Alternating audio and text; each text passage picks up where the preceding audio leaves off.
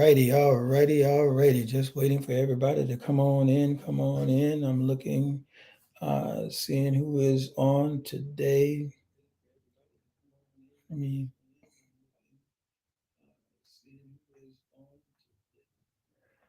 Alrighty. All right, Pastor Bettina, I see you. I see you. Looking to see who else I have here. Sean, I see you. I see you.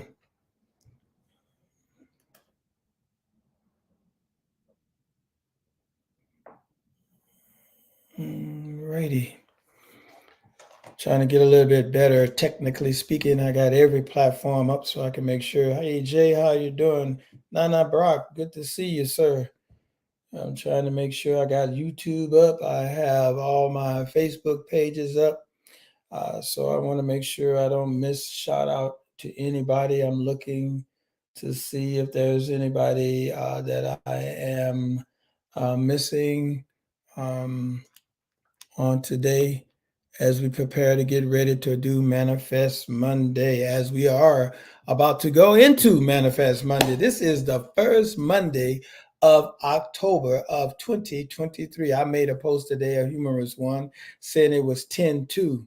10-2. This is October the 2nd, 2023, 10-2. And I say it's National 10-2 Day. And what did that mean? National Tend to Your Own Business Day. I thought that was kind of funny right there. So I posted that and it was a humorous time. So today I want to just, how you doing, Daisy Al? How you doing, Deacon Al? It's so good to have you on. Today I just want to just also remind everybody, how you doing, Tina? On yesterday, we had a Holy Ghost time at church on yesterday. The word was, and I'm not saying it because I did it. I'm just saying the word was fire. If you have not seen it, you need to go back and view it and share it. It was a great time. How you doing, Pastor Jerron? It was a great time in the Lord, and we had a good time. And just God just showed up and showed out, and we were truly blessed as we activated the flow. Daisy, yes, ma'am. Daisy, how you doing? Liz, yes, ma'am. We activated the flow on yesterday. We chatted it up, we talked it up, we fired it up, and we got into the stream on yesterday. And it was amazing, and God met us there. And I truly believe that on yesterday, those that were present and those that were watching virtually, you received something from the Lord. And I expect some great uh, testimonies to come about what God is about to do, because I just truly believe yesterday was not just an accident. It was a precursor or a prelude to what God is going to do as we venture into this year of open doors, closed doors, and blessings of God. I truly believe that we're about to step into something amazing and miraculous. And I also want to say this. Most of the time when I give a word and I talk about a season, it's kind of like open for everybody. But this is a season for those who are really serious about God in this season. Those that are not playing, those are not half stepping, those that are really want to jump into the flow, those that want to activate the flow, those that want to get the blessings of God, those that want to be obedient to God, those that want to sow into what God is having in his soul with your time, talents, or resources, those that are wanting to be servants. I'm telling you, this from now, October of 23, I need you to hear me and hear me well. October of 2023 till September of 2024, I am expecting miraculous things to happen in your life because of your dedication to God, not your dedication to me, not even your dedication to be on Manifest Money, but your dedication to God is going to propel you in this season of blessings. I'm telling you what I know. I'm not telling you what I think. I'm telling you what I know. So I am blessing God for that, on what he's going to do in our time in this season. I'm trying to see something real quick, but it's not panning out. So I'm going to go ahead and let that go, in the fact that it's not working out the way I wanted to. I was trying to see who was on the two people that were on YouTube, but I can't see who they are because it won't show me the viewers. It just says that there's two people viewing. But anyway, so we're going to move on. All right, today, as you can see at the bottom of the screen, we're going to talk about the test of faith, the test of faith. And we're going to look as a backdrop of Abraham and Isaac. That's going to be our backdrop as we talk about the test of faith. One of the greatest illustrations of faith can be found in the story when God told Abraham to sacrifice his son Isaac. This story is a great faith involved. This story of faith, rather, involves a contradiction. God, who said not to kill, was the same God who asked Abraham to make a monumental sacrifice, and having miraculously provided a son of Abraham and Sarah in their old age. God asked Abraham to do something that just sounded so unbelievable. Abraham was old, Sarah was old when they had Isaac. They tried something else and they ended up with Ishmael, which was not the son of promise, but Isaac was the son of promise. And here they are, they finally get the son of promise.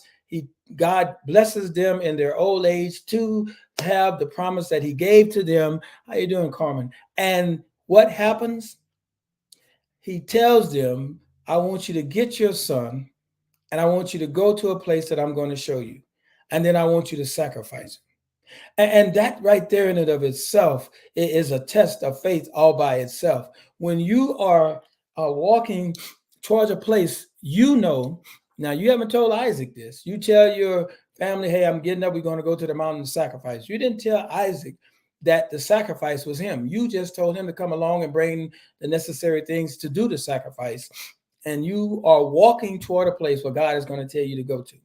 And while you're walking toward the place, and I know the reel is playing in your head, and when I get there, I'm going to have to sacrifice what God gave me and what I am loving. I'm going to have to sacrifice what I love. The thing that God gave me, the thing that I prayed for, the thing that I'm in love with, God is asking me to sacrifice it. And he's on his way, and he shows in a place, and he tells, and this is where we talk about faith.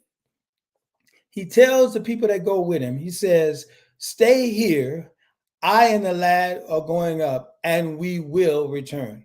He said, I and the lad are going up, excuse me, my nose, and we will return. Now, wait a minute.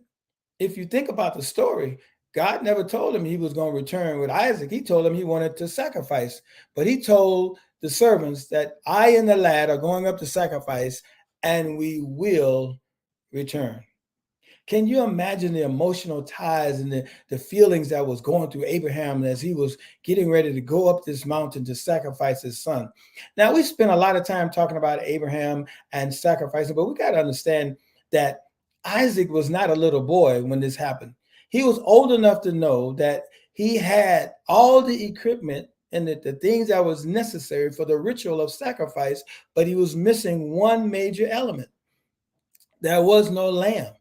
There was no ram to sacrifice. There was no animal for sacrifice. There was the wood, there was the knife, there was the fire, but there was no sacrifice.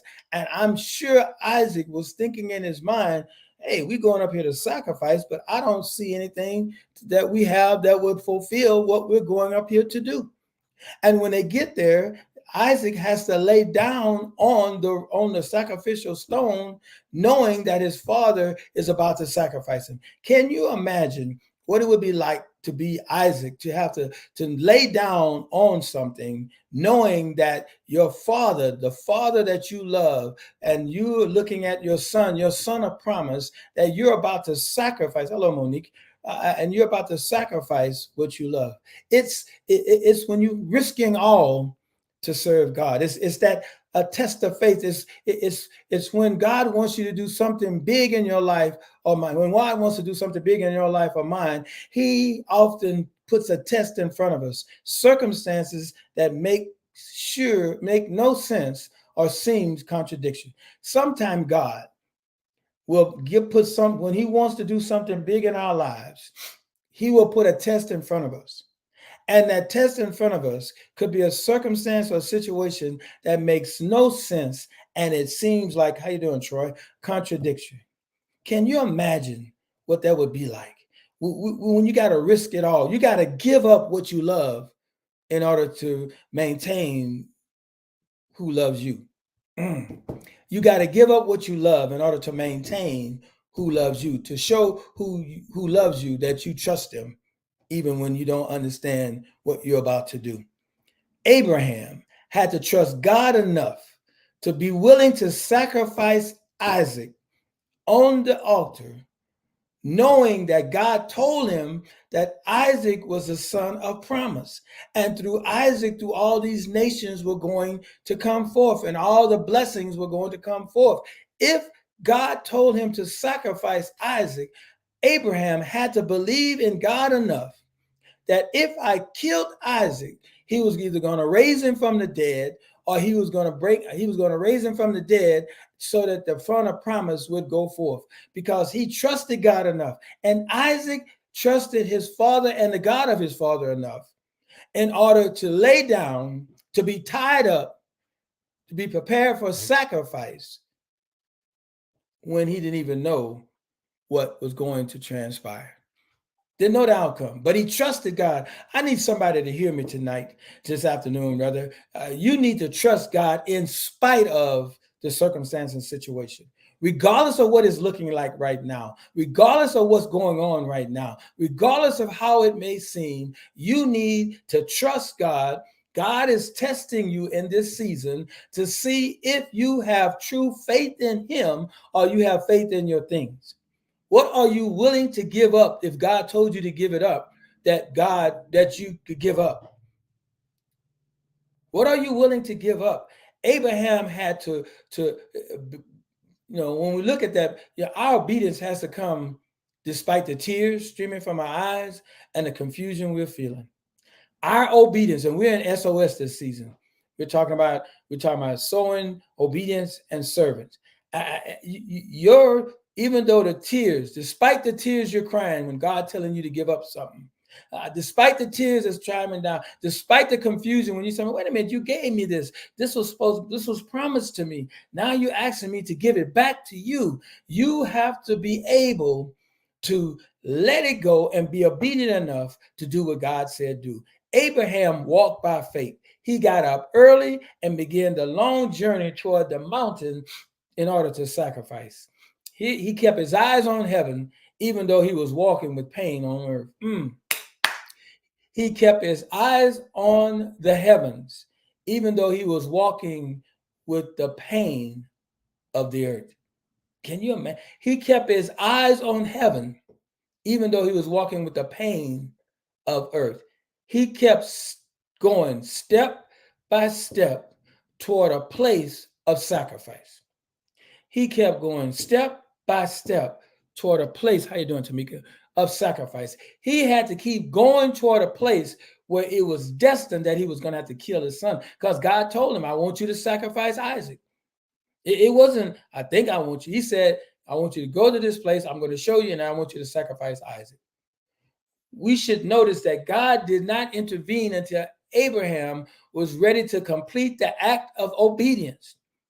Until Abraham was willing to complete the act of obedience, God did not intervene. He didn't intervene when Abraham got up in the morning. He didn't intervene as he was walking toward the mountain. He didn't intervene when he tied up Isaac and prepared him for sacrifice. He didn't intervene until the moment the knife was raised, and he said, then God says, "I see your faith." You see, sometimes God is not going to intervene until he sees it. And I don't mean a knife literally, but until he sees us willing to kill that thing that he promised us. And he's seeing that our faith is strong enough that we're going to completely do what he asks us to do. Not just promise it, talk about it, or follow it halfway. He wants us to see us go the full step of faith, trusting him all the way. Trusting him all the way. And I'm going to be a little transparent right now and tell you a story to kind of put that all together. When Pastor May and I met, we met before Christ. Neither one of us was saved, and we were not serving God, and that's the true reality of how we met. And as we separated for a time, and while we were separated, she got saved, and her thing and my thing was this: if it was for us to, if it's to be, then God will make a way for it to happen. We had to be willing to give each other up in order to gain each other today. I hope you hear me. I'm being transparent right now. We had to be willing to give each other up. We had to be willing to separate. We had to be willing to go along for a season without one another to find God, so that God could find us together and make us better than where we are right now. And that's how you have to walk this thing of faith is. But even as Abraham was climbing on the one side of the mountain, God was preparing deliverance on the other side. While you're going through that thing, while it's painful, while it's hurtful, while you're feeling the tears, while you're going up, and the old songs say the rough side of the mountain, God is preparing deliverance on the other side. He has a ram in the bush. Not now, when a ram gets caught in a bush, it will make a lot of noise and try to escape. But this was the quietest thicket caught ram in the history of ram. Didn't you remember this? When he got the knife up, he was told him to stop, and then they saw a ram in the bush. But if a ram gets caught in the bush, it's not just caught in the bush and quiet, but it would be making noise. When God comes through, he demonstrates he was ready. I'm sorry, because that ram didn't make any noise. That because God was not ready to reveal the solution until the obedience had been completed. The ram that was already caught in the bush did not make noise or was ever seen or known until Abraham was obedient to be able to go and complete what God had told him. When God came through, he demonstrated he was ready to bless Abraham at a whole new level. This should be a reminder that the deeper the trial God puts us in, I want you to hear me, the deeper the trial God puts us in, the greater his purpose for that trial, and the greater the blessing that will follow your obedience as you pass the test of faith. Nowadays, I know that's a lot, so I'm going to say that again because it bears repeating. The deeper the trial God puts you in, the greater his purpose for that trial. The deeper the trial God puts you in, the greater his purpose for that trial, and the greater the blessing that will follow your obedience. And the greater the blessing that will follow your obedience as you pass the test of faith. The deeper the trial God puts you in, the greater his purpose for that trial, and the greater the blessing that will follow your obedience as you pass the test of faith. You want a greater blessing? Pass the test of faith.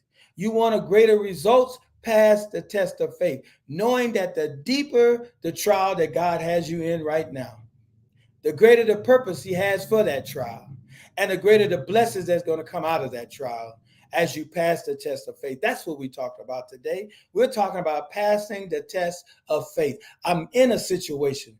It's uncomfortable. It's unpleasant.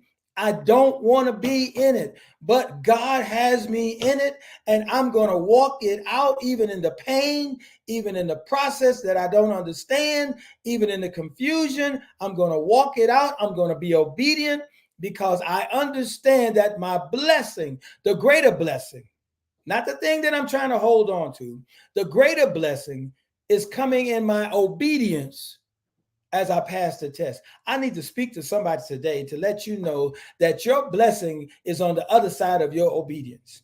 You have not been totally obedient to God. You have not done what you're supposed to be. You've been in and out. You've been over and out. You've been back and forth. You need to be steadfast, unmovable, always abounding in the word. This is the season to walk in total obedience to what God is saying. This is not the season to half step. This is not the season to play around. This is a season to commit. This is a season to do exactly what God's calling you to do. This is a season to stop playing. This is a season to put some people need to be sacrificed on the altar. Some people God needs for you to put aside. Some people are hindering your walk because they're trying to stop you from being obedient.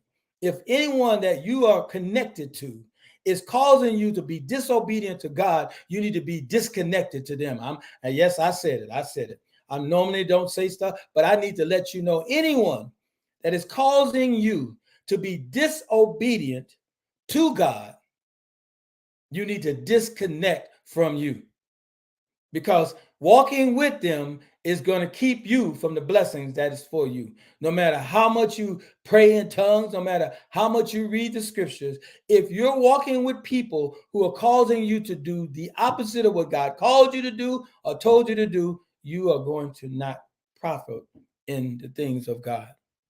For Abraham, this was not a pop quiz. This was the final exam. Sometimes God gives us small tests and medium-sized tests. Sometimes, though, we might face a mega test like Abraham did, where we're called to sacrifice the dearest things in our lives. When that happens, it means that God has a bigger, higher purpose for you. When you have to sacrifice the dearest thing in your life, that means God has a bigger, higher purpose for you. God says, because you have done this, I will now unveil things I promised many years ago, but which until now you were not ready to receive. God says, until you're willing to sacrifice, until you're willing to sacrifice the dearest thing in your life,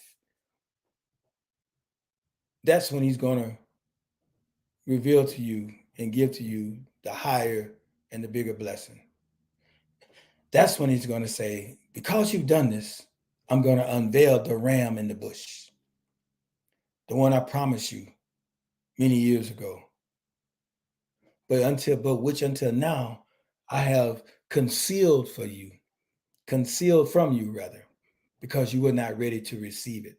Some blessings that God has for us, we have to go through some things in order to get there, because we're not ready to receive. If he gave it to us too quick, we would not be able to handle what he's trying to give us. It's like I have a great grandson, a very smart, Kingston, and a great granddaughter, Tilamai. They're both very smart, very, very smart. They can comprehend stuff, they move and they understand, but I would not give either one of them the keys to my SUV, because they're not ready to be able to deal with. First of all, they can't reach the pedals in order to operate it. Second of all, they don't understand the operation of it. Now, if they were like 17 or 18 years old, had driver's ed, had a permit, and had been driving and were legally could drive, I could turn the keys over to them, understanding that they have been trained in order to and equipped to handle what they were about to get into. Sometimes you have to be trained and equipped to handle what God is about to bless you with. Because if he blessed you with it now, it would kill you. And I don't mean literally, I meant in the sense that you would not be able to handle it. So you need to understand that some things you can't get until you're ready to receive them, and you're not ready yet. And I know right now, I'm speaking to somebody right now, you're on the verge of a big blessing. Just stay in the flow, stay committed, stay faithful, stay obedient, and you're about to have the thing that God has been concealing from you, but now he's about to reveal to you. When that happens, get ready for the biggest blessing, because you have passed your major exam. When that happens, get ready for the biggest blessing, because you have passed your major exam. It's a test of faith. Abraham's faith was tested. Isaac's faith was tested. It was a risk. They both had to believe in the God who was asking them to do something that would have caused one to kill and one to die. It would have caused one to kill what he loved, and it would have caused one he loved to have to die willingly. He had to willingly lay down. He had to willingly be bombed or up. It's a risk. Are we risk takers as we test our faith? Are we risk takers as we test our faith on today? I pray this has been a blessing to you. I pray that your faith has been given more. I pray that you understand that it is a test of faith. I pray that you understand that some things that you in this season, it bears repeating, and I'm gonna have to say it again and again until you get it. If somebody that you're walking with is causing you to be disobedient to God and the things of God, or try to keep you away from the things of God, then you need to consider that whether or not that relationship is a valid relationship. You got to think about it. Is that relationship more important than the blessings of God? Because he promised it to you, but he's not going to give it to you if you're not in obedience. Because the Bible says, if you're willing and obedient, you will eat the good of the land. The Bible also said it is better to obedience rather is better than sacrifice. So I pray that you understood what I said. I pray that it's been a blessing. Once again, I keep forgetting to tell you to share, but please do after you get off of this. But there's one last thing. Next week, I am so excited about what's going to happen next week. Next Monday, and I need you to get on and get your friends on. This is a clarion call. And it's not because of the word that is going to be spoken in a sense of a word from the Bible, but I'm going to have Carmelita Gilvia, who's a nurse at our church. She's an elder and a nurse. She's going to come on for a time, for a brief moment, for whatever time she needs, and she's going to talk about this fentanyl thing, because it's a thing that's happening in our community. Here in 29, we've had people die already of fentanyl overdose, of young age, old age. She's going to talk about the I believe it's called naloxone that they use for fentanyl. What they use for fentanyl. In case somebody overdose and you have it, you can give it to them and help them before the responders get there. This is so important to me that I'm willing to decrease that you may hear about this information. Please do not be on next week because you don't think I'm going to say, I'm going to give you some word of wisdom or whatever. This is life changing. There are people that are dying. There's some people that you may know that have died. There's some people that you may be able to be a blessing or help to by what you learn from what we're going to discuss on next Monday. So I beseech you, brother, by the mercies of God, that you present yourself next Monday here on Manifest Monday as we talk about this thing called fentanyl, because it's only getting worse because the people that are making it, they're just doing it haphazardly. And they're doing it with all kinds of stuff, and each thing is more deadlier than the others. And all they're trying to do is create something for somebody to make it for another high, to get them stronger and stronger, although it's killing them. It's killing our youth, it's killing our adults, it's killing our children, and we need to be aware. And I am that kind of pastor that believes that the church should be talking about things that are affecting our people in the world. And some people in the church could be affected by it too. Now, I'm not saying in the sanctuary church people are doing fentanyl, but we don't know in the church proper, there are people that probably are dealing with this. And I think it's important that we talk about this thing called fentanyl. Narcan. Thank you. Trade name is Narcan. Thank you, Pastor Patina. So I need us on. I need you to get your buddies, call them up. Hey, look, I need you to be on. And I'm going to bring her on next Monday as we talk about this and have a discussion and see if there's any questions, because we'll have the comments. You can make comments in the question and we'll try to answer them because it's important. So as always, I love you. I appreciate you so very much. I thank you for being on. I thank you for allowing me to be me. I thank you for allowing me to be transparent about things in my life. And I thank you for allowing me to see the things that are necessary that we need to talk about so that we can go and grow in God. I bless you. I thank you. And as always, at the place where I preach the most and what we say, let's go. Oh, well, let me just back up. I love you, and there's nothing you can do about it. Let's go to work and get it done.